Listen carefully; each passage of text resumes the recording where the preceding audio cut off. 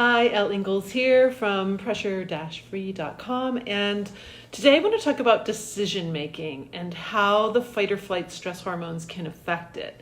A lot of people are experiencing a lot of different emotions as we're going through this time period together, and they can really be going all over the place. And so I was very unaware of how our emotions and how this fight or flight stress deal affects our ability to make decisions.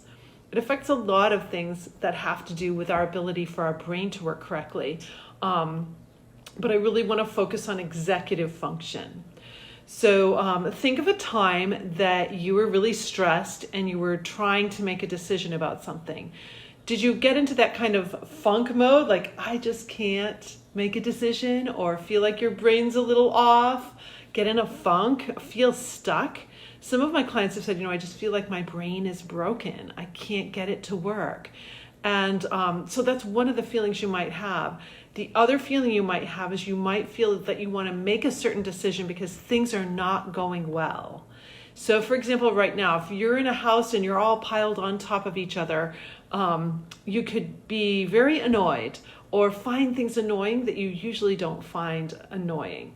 So I want you to take a moment and assess that so that you don't make certain decisions right now that could be life-altering or life-changing.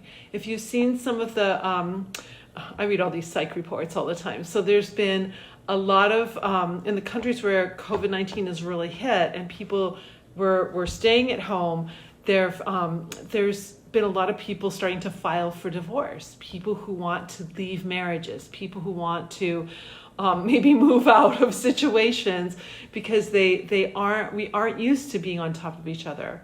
Or the stress is just so high, people coming home from very stressful jobs, the stress is spilling over into your home. So I want to give you a couple of tips to help with this.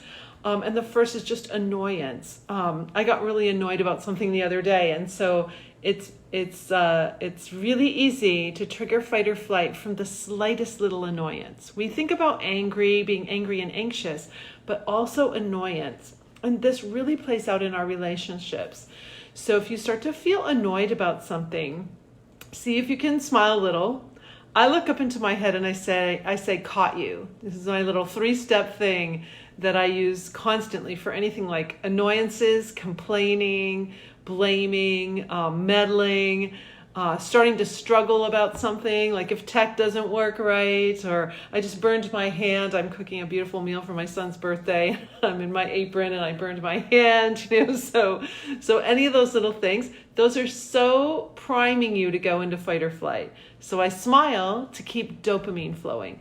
Dopamine's going to allow you to make decisions better, to have more willpower when you're thinking about these decisions you might be making, and also help you think and remember better.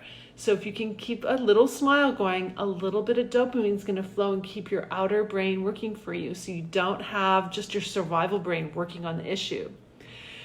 Also, I look up into my head and I use this slogan. So slogan is one of my pressure-free tools, and mine here is caught you. It's like catching my brain going into a negative direction or taking me in a direction that I don't really want to go. That's not going to be helpful for me to make a good decision here. So I'll say caught you, and then the last step is to ask an empowering question. You'll hear me talk about this a lot on my show, but ask a very specific question, because your brain loves questions, especially when you've released the dopamine and you're not in your survival brain, but you're in your whole brain. Your brain is going to want to solve the issue for you. So if you've protected yourself from fight or flight and you haven't shut off this whole structure that works so well for you, your brilliant mind is going to start to search for answers to that question that you asked. So here are some questions. I was working with a client earlier today and helping her come up with some questions. Questions like, how can I solve this? How can I be nicer here? How can I contribute?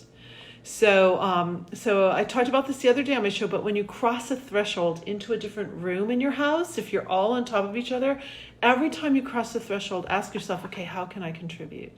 How can I be nicer? How can I help? How can I solve this?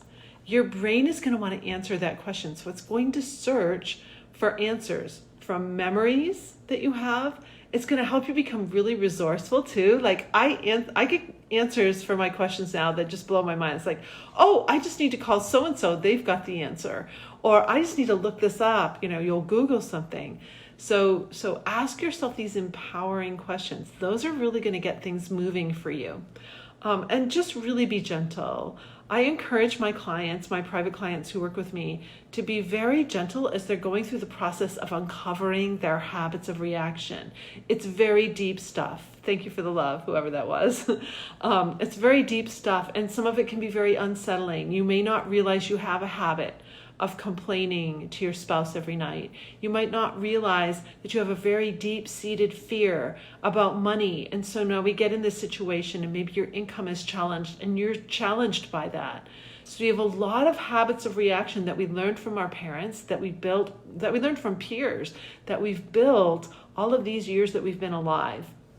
So when I'm working with my clients, I use that word gentle a lot. Be really gentle with yourself as you uncover some of these really rather insidious little habits of reaction. That's what we're breaking. That's what we're moving away from, so you can step into your true potential, into your best self. So many of my clients say that to me, I finally found the real me, not the stressed out you, but the real you is in there. And when we peel back these habits of reactions and start new ones, that's where the magic happens. So pressure-free is very easy. It's a very easy thing to learn, but to instill it into your life and to master it, that's where the magic really happens. And that's what I do with my clients. So I really encourage you to be gentle with each other. Don't make any big decisions right now, especially if you know you're nervous or in fight or flight or afraid of things. Really get yourself clear of these hormones, get your brain working for you. Use this simple 3-step smile, slogan, empowering question so that you can start to answer your questions in a much more healthy way and really find true answers rather than those habits of reaction answers that may plummet you down a path you really don't want to go. So, and that's for you too. If you're finding yourself reaching for a lot of alcohol, a lot of things that aren't good for you right now, that's a sign that you're trying to drink away the problem, or, and there's other ways to go about it. Pressure Free is here for you to help. So I wish you a beautiful pressure-free night. I see wonderful people on here. Bobby, Keith, Janine, thank you so much. Anybody else who's coming on here, thank you. Sending out lots of pressure-free love to you. And feel free to share this. Feel free to comment, put a little heart. And if stress is a very private subject, so I understand if you don't want to share. You can, if you're on your phone, grab that share button and send it privately to somebody. And just send me a private message if you want to talk some more. Have a great one. Bye.